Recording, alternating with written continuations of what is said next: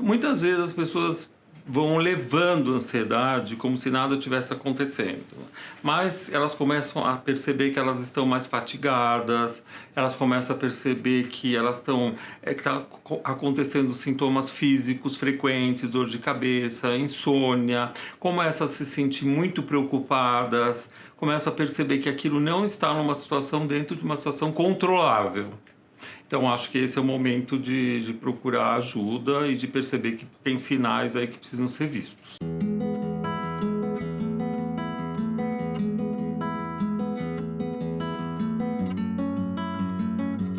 Ansiedade é um sentimento comum, né? É um sentimento no qual as pessoas têm uma preocupação com algo que está por acontecer. É um sentimento que nós carregamos e faz parte da nossa vida, do nosso cotidiano. A ansiedade não é uma doença em si mesmo.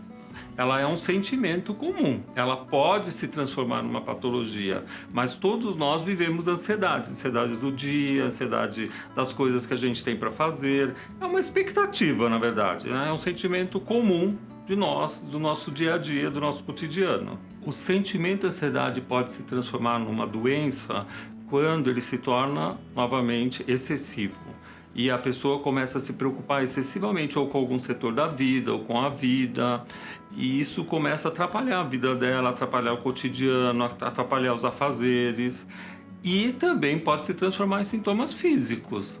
A pessoa pode começar a ter problemas gastrointestinais, cardíacos, insônia, inquietação, emagrecimento, ou muitas pessoas começam a se alimentar demais, né, engordar por causa da ansiedade, então aí se torna um problema psiquiátrico.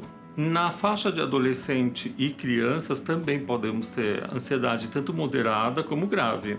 As crianças podem se tornar muito inquietas, com insônia, irritadas.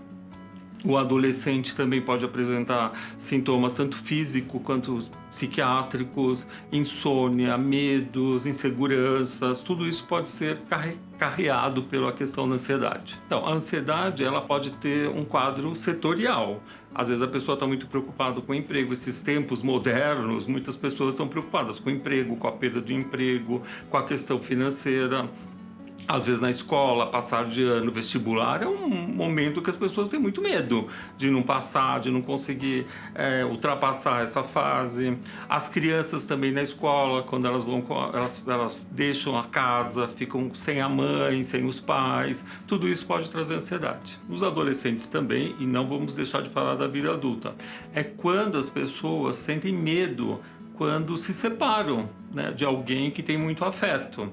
Então elas se sentem inseguras, às vezes elas se sentem em perigo, ou elas acham que vai acontecer alguma coisa com essas pessoas que elas têm muito apego, que elas têm muito afeto.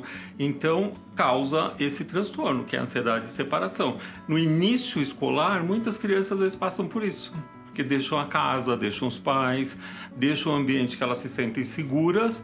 Então, realmente, pode acontecer da criança passar por esse período de ansiedade de separação. Pode acontecer com os adultos também, ansiedade de separação, e acontece.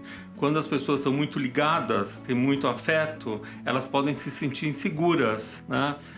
Situações de relacionamento, casamentos, então tudo isso pode trazer um pouco de insegurança, e essa insegurança, se for excessiva, causa o transtorno de ansiedade de separação, com os mesmos sintomas da ansiedade, que às vezes a insônia, perda de apetite, sintomas físicos, onde a pessoa tem uma área mais frágil, né?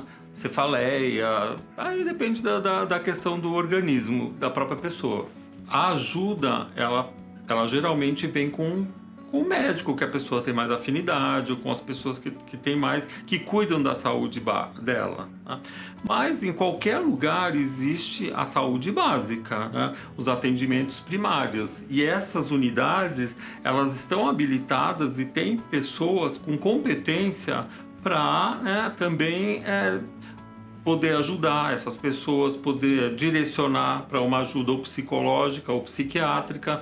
Então, qualquer serviço de saúde, na verdade, ele pode identificar se a pessoa está com algum transtorno psiquiátrico nessa área de ansiedade.